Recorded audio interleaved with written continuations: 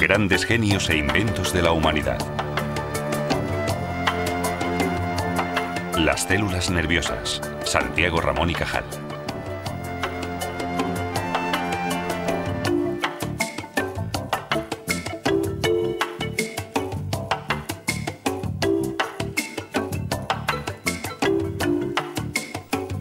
El cerebro, el órgano de control central. Para Aristóteles tenía meramente una función subordinada, como órgano de enfriamiento del corazón, que en su opinión era el órgano principal de las personas. Galeno, en cambio, agrupaba el cerebro, la médula espinal y los nervios periféricos en un mismo sistema, el sistema nervioso. Durante su formación fue médico de gladiadores durante 4 años. Eso le ofreció las suficientes oportunidades para estudiar las lesiones de los nervios y del cerebro.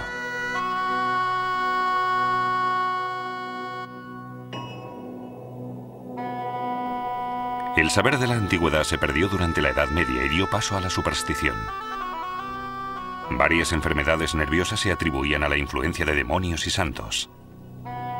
Se intentaba así curar la epilepsia o la corea con la ayuda de exorcismos, procesiones o peregrinaciones. También debía ayudarse al infestado extirpando quirúrgicamente de la cabeza la causa de la locura. En el Renacimiento, el cuerpo se convirtió en un objeto de estudio. Cada vez se hacía menos caso del tabú de la disección del cuerpo. El impulso que experimentó la anatomía benefició también la neurología.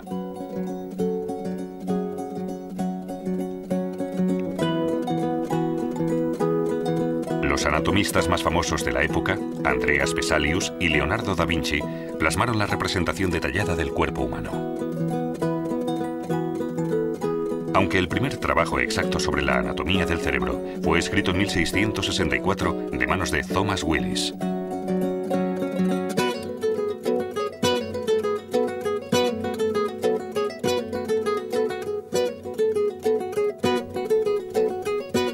En 1667, Anthony van Leeuwenhoek estudió por primera vez bajo un microscopio el tejido nervioso.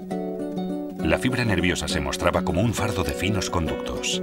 En 1730, Stephen Hales observó las contracciones de las piernas posteriores de las ranas cada vez que les punzaba la piel.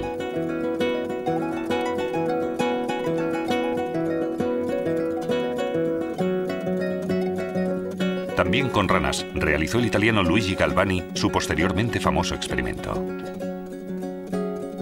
En 1786, Galvani observó cómo el músculo de una anca de rana que colgaba de un gancho de cobre en una barra de hierro se contraía. En un ensayo ulterior, pudo demostrar que se trataba de los nervios que transmiten estímulos eléctricos.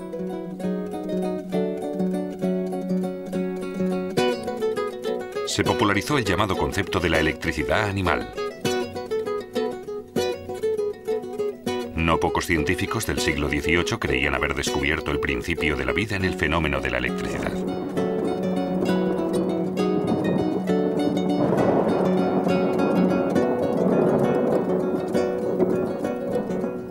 A principios del siglo XIX, las investigaciones sobre el cerebro también fueron en aumento.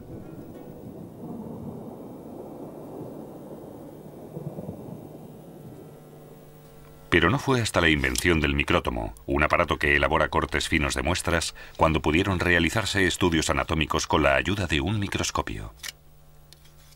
Con colorantes y métodos de desinfección de invención propia, se hicieron perceptibles los detalles de la masa cerebral. En 1832 se identificaron por primera vez las células nerviosas. Un año más tarde siguió la primera descripción precisa de la fibra nerviosa.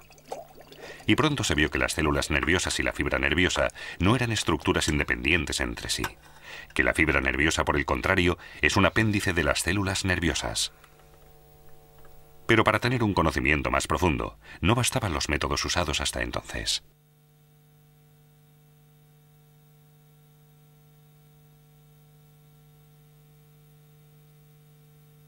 El primero en aportar detalles más concretos fue el italiano Camillo Golgi, con un proceso de tinción especial inventado por él mismo, la tintura mediante nitrato de plata. Pronto pudo diferenciar 2 clases de células nerviosas. Con todo, toda su vida estuvo convencido de que el sistema nervioso está compuesto por una única red ininterrumpida y de vasta ramificación de fibras nerviosas. Según otra teoría, el sistema nervioso está formado por unidades individuales, las células nerviosas. Fue el español Ramón y Cajal quien desarrolló firmemente la hipótesis de las células nerviosas y la defendió de sus detractores.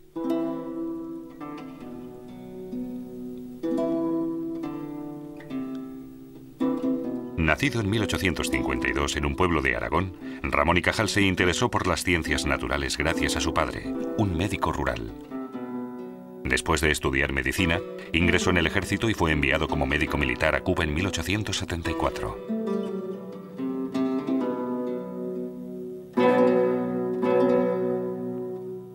En Cuba había una guerra civil. Las tropas españolas debían reprimir la insurrección. Pero peor que el enemigo eran los estragos de las enfermedades. Ramón y Cajal no estuvo mucho tiempo en Cuba. Gravemente enfermo de disentería y malaria, regresó a España.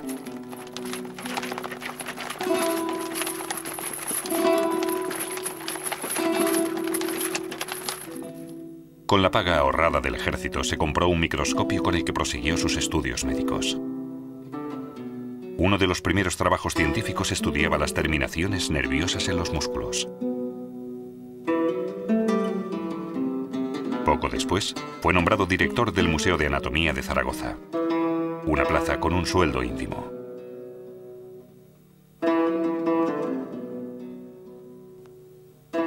En Valencia y luego en Barcelona se consagró predominantemente a la estructura del sistema nervioso. Aún siendo la época de auge de la bacteriología y sin la posibilidad de hacerse un nombre tan rápido en ningún otro campo, Ramón y Cajal fue fiel a la histología. A decir verdad, era posible ver la estructura de la mayoría de tejidos con los métodos de tinción existentes. Además, tampoco era tan complicada de entender. Otra cosa muy distinta era el área de trabajo que le ocupaba, la anatomía del sistema nervioso. Por el momento, la función del sistema nervioso no podía explicarse a través de su estructura y disposición. Para ello precisaba de métodos de tinción mejorados que le permitieran investigar la fina construcción del sistema nervioso más de cerca. Con un esfuerzo infatigable, Ramón y Cajal concibió nuevos métodos para teñir las distintas partes que componían el tejido.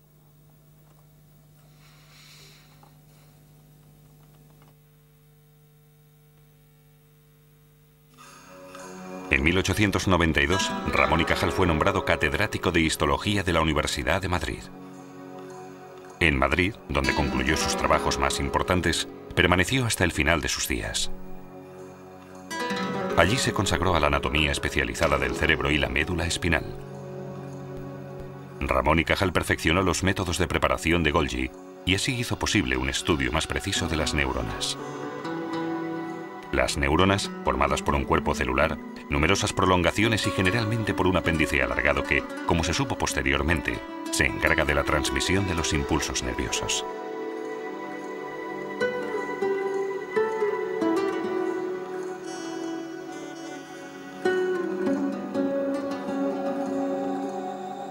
La teoría de las neuronas, según la cual el sistema nervioso se compone de neuronas independientes, ya había sido desarrollada a grandes rasgos en 1887 por otros dos investigadores, Wilhelm His y Auguste Forel. Pero fue Ramón y Cajal el primero en desarrollar esta idea como teoría independiente y en defenderla continuamente con pruebas nuevas.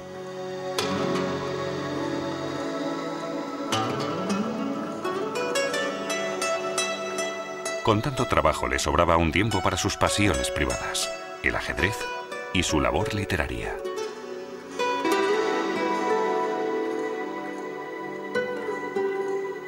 En 1906 le fue concedido el Premio Nobel de Medicina, junto con Camillo Golgi, cuyos métodos de preparación habían hecho posible antes el descubrimiento de las neuronas. Con la teoría de las neuronas se sentaba la base para observar más a fondo el funcionamiento del cerebro. El fenómeno de la electricidad animal, probado en su día en una rana por Galvani, no pudo continuar estudiándose en un primer momento debido a la falta de instrumentos adecuados. Finalmente, a mediados del siglo XIX, se lograron demostrar las llamadas corrientes de reposo con galvanómetros sensibles. En 1843, Émile Dubois-Reymond dio a conocer los principios necesarios para entender la transmisión de estímulos eléctricos.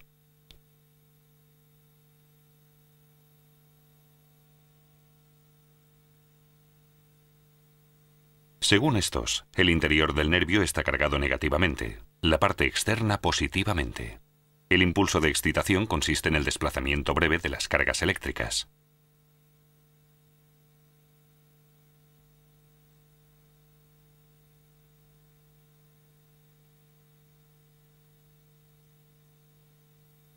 La primera apreciación exacta de la velocidad de conducción es de Hermann von Helmholtz. A través de un ingenioso aparato comprobó en un nervio concreto de la rana una velocidad de 27 metros por segundo, es decir, apenas una décima parte de la velocidad del sonido en el aire.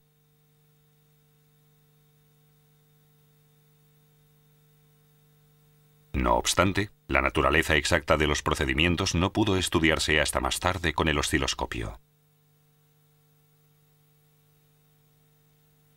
Pero, ¿qué sucede en el punto de unión entre dos neuronas, la sinapsis? Hay sustancias mensajeras o neurotransmisores que se empaquetan en burbujas, están en un extremo de la célula nerviosa y se liberan a través del impulso eléctrico. En fracciones de una milésima de segundo, superan la hendidura y son traducidas por las neuronas receptoras en una señal eléctrica. Las moléculas transmisoras son inmediatamente disociadas, desgastadas y sintetizadas de nuevo. La hendidura sináptica está así preparada para otra transmisión del impulso.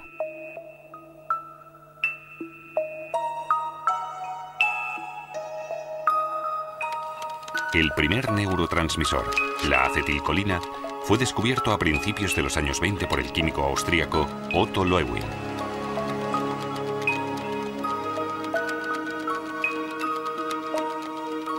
En 1936, Loewi recibió el premio Nobel por este trabajo. El veneno que los indios en Sudamérica usaban en las flechas, el curare, inhibe el efecto de determinados neurotransmisores y con ello la transmisión de impulsos nerviosos. Sus efectos son la parálisis y la muerte por asfixia.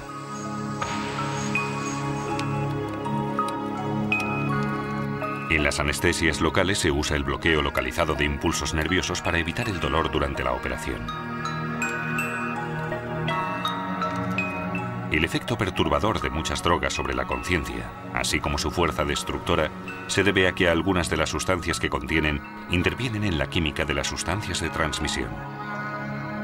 El desequilibrio de los neurotransmisores es la causa de numerosas enfermedades. Los cerebros de fallecidos por la enfermedad de Parkinson presentan una carencia clara de dopamina. Igualmente, el Parkinson y muchos casos de hipertensión son consecuencia de una falta o un exceso de neurotransmisores.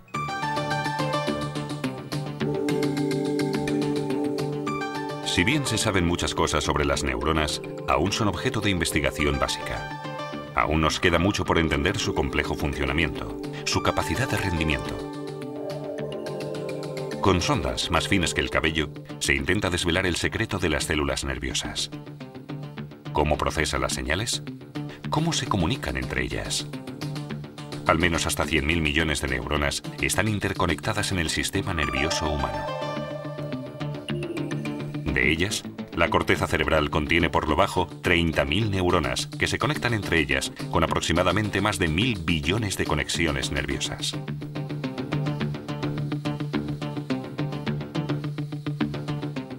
No sabemos si algún día llegaremos a comprender técnicamente la enorme capacidad de nuestro cerebro. Memoria, creatividad, inteligencia y sentimientos. Estas maravillosas facultades se basan en una estructura, cuyo elemento constitutivo es la célula nerviosa.